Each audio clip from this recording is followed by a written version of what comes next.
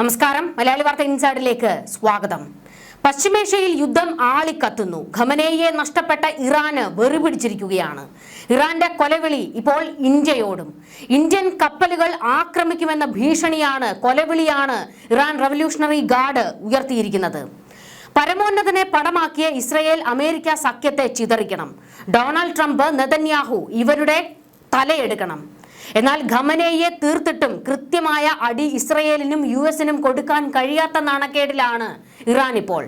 കാടടച്ച് ഗൾഫിലേക്കാണ് ആക്രമണം നടത്തുന്നത്. ഇത് അമേരിക്കയെ സമ്മർദ്ദത്തിലാക്കാൻ വേണ്ടിയാണ്. ലോകം മുഴുവൻ അമേരിക്കയ്ക്കും ഇസ്രയേലിനും നേരെ വിരൽ ചൂണ്ടണം. അതിന് 18ാമത്തെ അടവ് പുറത്തെടുത്തിരിക്കുകയാണ് ഇറാൻ. നടുക്കടലിൽ ഇന്ത്യയുടെ 27 കപ്പലുകളാണ് ഇപ്പോൾ കുടുങ്ങിക്കിടക്കുന്നത്. ഹോർമുസ് കടലിടുക്ക് അടച്ച് ലോകത്തെ സമുദ്രത്തിൽ അടച്ചുപൂട്ടി ടെഹ്റാന്റെ തീക്കളി. സ്ട്രെയിറ്റ് ഓഫ് ഹോർമുസ് അടച്ചു. ആരെങ്കിലും കടക്കാൻ തുനിഞ്ഞാൽ റവല്യൂഷണറി ഗാർഡിന്റെ ഹീറോസും നാവികസേനയും അവരെ കത്തിച്ച് ചാരമാക്കും. IRGC ബ്രിഗേഡിയർ ജനറൽ ഇബ്രാഹിം ജിബാരിയുടെ ഭീഷണിയായിരുന്നു ഇത്. ഇതോടുകൂടിയാണ് ഹോർമുസ് കടക്കാൻ കഴിയാതെ നടുക്കടലിൽ നങ്കൂരമിട്ടിരിക്കുകയാണ് ഇന്ത്യയുടെ 27 കപ്പലുകൾ. വലിയ പ്രതിസന്ധിയാണ് ഇപ്പോൾ ഉടലെടുത്തിരിക്കുന്നത്. ഹോർമുസ് കടന്നാൽ അപ്പോൾ തന്നെ കത്തിച്ചു കളയും എന്നുള്ള ഭീഷണി അത്ര നിസ്സാരമല്ല. ഇന്ത്യയോടും ഈ കൊലവിളിയാണ് ഇപ്പോൾ ഇറാൻ പുറത്തെടുത്തിരിക്കുന്നത്. സമുദ്രാതിർത്തികളിൽ തീക്കളിക്ക് നിന്നാൽ ഇറാൻ അടിക്ക് മേലെ അടിമേടിച്ചു കൂട്ടുമെന്നാണ് ഇപ്പോൾ അമേരിക്ക വെല്ലുവിളി നടത്തിയിരിക്കുന്നത്. കപ്പലുകൾ ആക്രമിച്ചുകൊണ്ട് ഇസ്രയേലിനെയും അമേരിക്കയെയും വരുതിയിലാക്കാം, പ്രതിസന്ധിയിലാക്കാം എന്നാണ് കരുതുന്നതെങ്കിൽ ഒന്നും സംഭവിക്കാൻ പോകുന്നില്ലെന്നും സമുദ്രത്തിലേക്ക് ഇരു കൂട്ടരുടെയും സൈന്യം അതിശക്തമായി ഇറങ്ങുമെന്നും IRGCക്കും അവരെ സഹായിക്കാനെത്തുന്ന ഹൂതി വിമതർക്കും വലിയ തിരിച്ചടി ഏറ്റുവാങ്ങേണ്ടി വരുമെന്നുമാണ് ഇപ്പോൾ ഇസ്രയേലും വെല്ലുവിളി നടത്തിയിരിക്കുന്നത്. 1ന് 10 ഇസ്രയേൽ ഇറാനെ ആക്രമിക്കാൻ കണക്കുകൂട്ടി പദ്ധതിയിട്ട് കാത്തിരിക്കുന്നത്. അതുകൊണ്ട് ഇറാന്റെ ഭാഗത്ത് നിന്നുണ്ടാകുന്ന ഏതൊരടിക്കും അതിമാരകമായ ആക്രമണമായിരിക്കും തിരിച്ചു കിട്ടാൻ പോകുന്നതെന്നും സമുദ്രത്തിൽ ഇറാൻ തീക്കളിക്ക് നിൽക്കുകയാണെങ്കിൽ അതേ മറുപടി, അതേ ശക്തിയോടെയുള്ള മറുപടിയായിരിക്കും തിരിച്ചു കിട്ടാൻ പോകുന്നതെന്നും ഇപ്പോൾ അമേരിക്കയും വെല്ലുവിളി നടത്തിയിരിക്കുകയാണ്. ഇരു കൂട്ടരും ഇപ്പോൾ സമുദ്രത്തിലും കടിച്ചു കീറുന്ന കാഴ്ചയാണ് ലോകം കണ്ടുകൊണ്ടിരിക്കുന്നത്. ഇറാൻ ഹോർമുസ് കടലിടുക്ക് അടച്ചതോടെ പ്രതിസന്ധിയിലായിരിക്കുകയാണ് ഇന്ത്യൻ കപ്പലുകൾ ഉൾപ്പെടെ മറ്റ് രാജ്യങ്ങളുടെ ഒക്കെ കപ്പലുകൾ. ഏകദേശം 10,000 കോടി വിലമതിക്കുന്ന ഉൽപ്പന്നങ്ങളുമായി പോയ 27 ഇന്ത്യൻ കപ്പലുകളാണ് നടുക്കടലിൽ കുടുങ്ങിക്കിടക്കുന്നത്. ഈ അടിയന്തര സാഹചര്യം പരിഹരിക്കാൻ കേന്ദ്രം ഇടപെടണമെന്നാവശ്യപ്പെട്ട് ഇന്ത്യയിലെ കപ്പൽ ഉടമകളുടെ സംഘടനയായ Indian National Ship Owners Association കേന്ദ്ര തുറമുഖ ഷിപ്പിംഗ് മന്ത്രാലയത്തിന് കത്തയച്ചിരിക്കുകയാണ്. ചില ഇന്ത്യൻ കപ്പലുകൾ പ്രധാനപ്പെട്ട ഊർജ ചരക്കുകൾ കയറ്റാനായി ഹോർമുസിന് തെക്ക് കാത്തുകിടക്കുകയാണെന്നും INSA കൂട്ടിച്ചേർത്തു. കുടുങ്ങിക്കിടക്കുന്ന കപ്പലുകളുടെയും ജീവനക്കാരുടെയും സുരക്ഷ ഉറപ്പാക്കാൻ ഇറാൻ, ഇസ്രയേൽ അധികൃതരുമായി നയതന്ത്ര ചർച്ചകൾ നടത്തണമെന്നും ഇന്ത്യൻ കപ്പലുടമകൾ കേന്ദ്ര സർക്കാരിനോട് അഭ്യർത്ഥിച്ചിരിക്കുകയാണ്. IRGC ആണ് ഇപ്പോൾ വെല്ലുവിളി നടത്തിയിരിക്കുന്നത്. അതായത് ഹോർമുസ് കടന്നാൽ ഏത് രാജ്യത്തിന്റെ കപ്പലാണെങ്കിലും അത് ആക്രമിക്കും, ചാരമാക്കും എന്ന്. IRGC ഇനി ഹൂതി വിമതരെ രംഗത്തേക്ക് ഇറക്കി കഴിഞ്ഞാൽ നമുക്കറിയാം, കപ്പലുകൾ മുക്കുന്നതിലും ആക്രമിക്കുന്നതിലും ഹൂതികൾ പല അടവും പയറ്റി തെളിഞ്ഞവരാണ്. അവരെ സമുദ്രാതിർത്തികളിലേക്ക് ഇറക്കാനാണ് ഇറാൻ തീരുമാനിച്ചിരിക്കുന്നതെങ്കിൽ പ്രതിസന്ധി വലുതായിരിക്കും. ഇരു രാജ്യങ്ങളും തമ്മിൽ വാണിജ്യ ബന്ധം ദൃഢവുമാണ്. എന്നിട്ടും ഇന്ത്യൻ കപ്പലുകളോടും ഇതേ ഭീഷണിയാണ് IRGC പുറത്തെടുക്കുന്നത്. ഇപ്പോൾ ഇന്ത്യയും ഇറാനോട് കലിപ്പിച്ചു നിൽക്കുകയാണ്. തിങ്കളാഴ്ച വൈകുന്നേരത്തോടെയാണ് ഇറാൻ ഹോർമുസ് കടലിടുക്ക് അടച്ചതായി ഔദ്യോഗികമായി പ്രഖ്യാപിച്ചത്. ഇത് മറികടക്കാൻ ശ്രമിച്ചാൽ ആരുടെ കപ്പലായാലും ആക്രമിക്കുമെന്ന് IRGC ഭീഷണി മുഴക്കുന്നത് തങ്ങളുമായി സൗഹൃദത്തിലിരിക്കുന്ന രാജ്യങ്ങളുടെ കപ്പലാണെങ്കിലും ആക്രമിക്കും എന്നുള്ള ഒരു ധ്വനിയാണ്. പ്രത്യേകിച്ച് ഇന്ത്യക്ക് ഇസ്രയേലും അമേരിക്കയുമായിട്ടൊക്കെ വളരെ അടുത്ത ബന്ധമാണ് ഉള്ളത്. കടലിടുക്ക് മുറിച്ചു കടന്ന 6 കപ്പലുകൾ ഇറാൻ ആക്രമിച്ചിട്ടുണ്ട്. ആഗോള എണ്ണയുടെ 20% കൈകാര്യം ചെയ്യുന്നത് ഹോർമുസ് കടലിടുക്ക് വഴിയാണ്. അതിനാൽ തന്നെ ഈ നീക്കം ആഗോള ഊർജ വിപണിയെ അസ്ഥിരപ്പെടുത്താൻ സാധ്യതയാണ്. ഇന്ത്യ ഇറക്കുമതി ചെയ്യുന്ന ലിക്വിഫൈഡ് പെട്രോളിയം ഗ്യാസിന്റെ ഏതാണ്ട് 85% ഈ പാതയിലൂടെയാണ് കടന്നുവരുന്നത്. അതിനാൽ തന്നെ ഇന്ത്യയുടെ ഊർജ ഇറക്കുമതിയെയും ഈ നീക്കം വളരെ വലിയ രീതിയിലാണ് ബാധിക്കാൻ പോകുന്നത്. മറ്റൊരു കാര്യം, ഹോർമുസ് അടച്ചു കഴിഞ്ഞാൽ മറ്റ് പാതകൾ ഇന്ത്യക്ക് തേടേണ്ടി വരും. അങ്ങനെ ഉണ്ടായി കഴിഞ്ഞാൽ ലോകം മുഴുവൻ ചുറ്റി സാധനങ്ങൾ ഇന്ത്യയിലേക്ക് എത്തിക്കേണ്ടി വരും. ഇത് രാജ്യത്ത് വലിയ പ്രതിസന്ധി, സാമ്പത്തിക പ്രതിസന്ധി ഉണ്ടാക്കാൻ കാരണമാകും. ഹോർമുസ് കടലിടുക്കിന്റെ ഒരു വശത്ത് ഒമാനും UAEയും മറുവശത്ത് ഇറാൻ. മേഖലയിൽ യുദ്ധഭീതി ഉയർന്നപ്പോൾ തന്നെ ലോകം ആശങ്കപ്പെട്ടത് ഹോർമുസിന്റെ കാര്യത്തിലായിരുന്നു. ഹോർമുസ് അടച്ചാൽ അത് ഇറാനെയോ ഒമാനെയോ മാത്രമല്ല, ലോകരാജ്യങ്ങളെ എല്ലാം ബാധിക്കുന്ന പ്രശ്നമായി മാറും എന്നതായിരുന്നു ഭീതി. നിലയ്ക്കാത്ത യുദ്ധത്തിലൂടെ സമാനമായ അവസ്ഥയിലേക്ക് കാര്യങ്ങൾ എത്തി നിൽക്കുകയാണ്. രാജ്യങ്ങളുടെ കപ്പലുകൾ കണ്ടാൽ ആക്രമിക്കാൻ Iran revolutionary guard corps commander in chief Ibrahim Jabbari ഉത്തരവിട്ട് കഴിയുകയും ചെയ്തിട്ടുണ്ട്. ഇറാനിയൻ സ്റ്റേറ്റ് മീഡിയയാണ് ഇക്കാര്യം റിപ്പോർട്ട് ചെയ്തിരിക്കുന്നത്. ഈ മേഖലയിൽ നിന്നുള്ള എണ്ണ വിതരണം പൂർണ്ണമായും തടയുമെന്നും അന്താരാഷ്ട്ര വിപണിയിൽ എണ്ണവില ഉടൻ തന്നെ ബാരലിന് $200 കടക്കുമെന്നും ജിബാരി പറഞ്ഞു. എണ്ണ വിതരണം തടസ്സപ്പെട്ടാൽ അത് ആഗോള സമ്പദ് വ്യവസ്ഥയെ, പ്രത്യേകിച്ച് ഇന്ത്യയെ പോലെയുള്ള ഇറക്കുമതിയെ ആശ്രയിക്കുന്ന രാജ്യങ്ങളെ ദോഷകരമായിട്ട് ബാധിക്കും. രാജ്യാന്തര വ്യാപാരത്തിലെ പ്രധാന പാതയാണ് സ്ട്രെയിറ്റ് ഓഫ് ഹോർമുസ്. ദിവസവും 15 ലക്ഷം ബാരൽ എണ്ണയാണ് ഈ വഴി കടന്നു പോകുന്നത്. അതായത് രാജ്യാന്തര എണ്ണ വിതരണത്തിന്റെ ഏതാണ്ട് 20% വരുമിത്.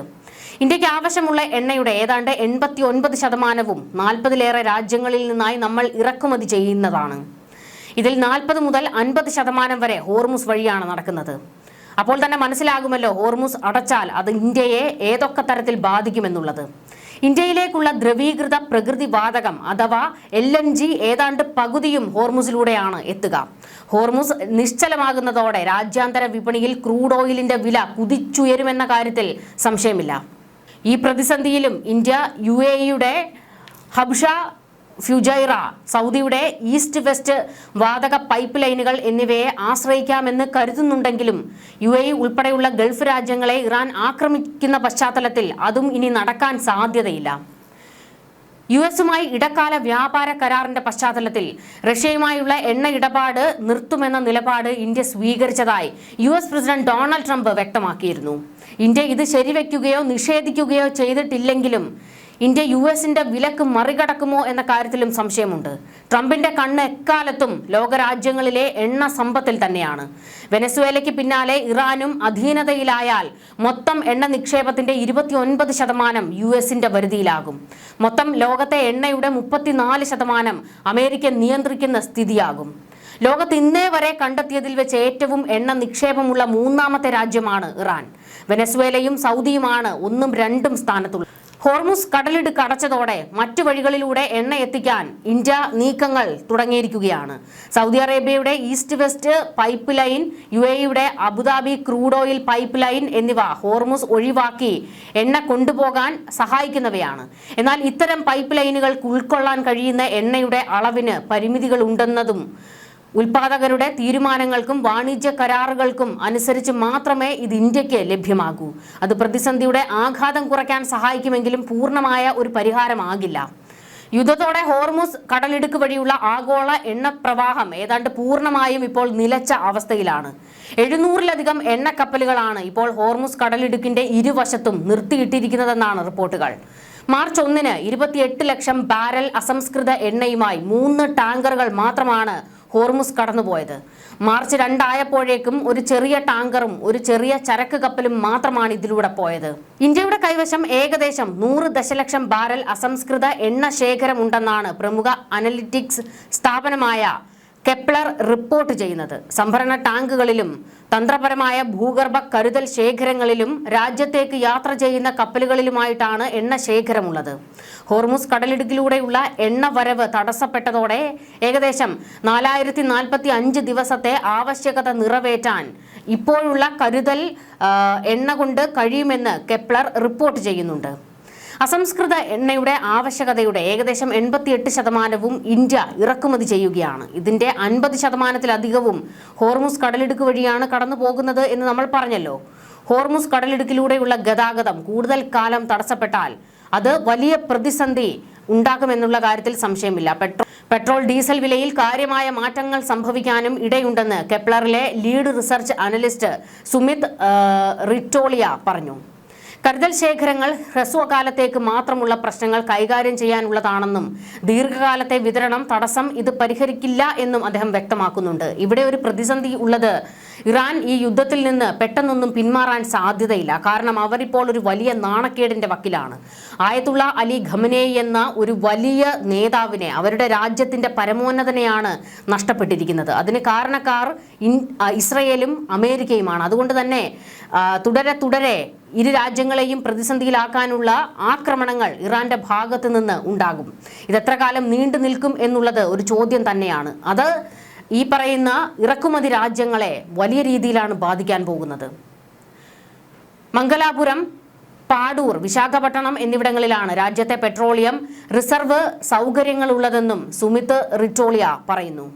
ഇറാൻ US യുദ്ധത്തിന് പിന്നാലെ ക്രൂഡ് ഓയിലിന്റെ വില ഏകദേശം 10% ഉയർന്നിരുന്നു. ലോകത്തിലെ മൂന്നാമത്തെ ഏറ്റവും വലിയ എണ്ണ ഇറക്കുമതിക്കാരായ രാജ്യമാണ് ഇന്ത്യ എന്നുള്ളത് ഓർക്കണം. അപ്പോൾ തന്നെ എണ്ണയുടെ വരവ് നിന്നാൽ അത് രാജ്യത്തെ പ്രതിസന്ധിയിലേക്ക് എത്തിക്കും എന്നുള്ളതാണ് ഇപ്പോൾ വലിയൊരു ഭീതിയായി മാറിക്കൊണ്ടിരിക്കുന്നത്. ഹോർമുസ് അടച്ചിടൽ കൂടുതൽ ദിവസങ്ങളിലേക്ക് കടക്കുകയാണെങ്കിൽ പശ്ചിമേഷ്യയിൽ നിന്നുള്ള എണ്ണയ്ക്ക് ബദലായി ഇന്ത്യക്ക് മറ്റു മാർഗങ്ങൾ സ്വീകരിക്കേണ്ടി വരും. പശ്ചിമ ആഫ്രിക്ക, ലാറ്റിൻ അമേരിക്ക എന്നീ വിതരണക്കാരെ കൂടാതെ റഷ്യൻ എണ്ണയെയും ഇന്ത്യക്ക് ആശ്രയിക്കേണ്ടി വരും.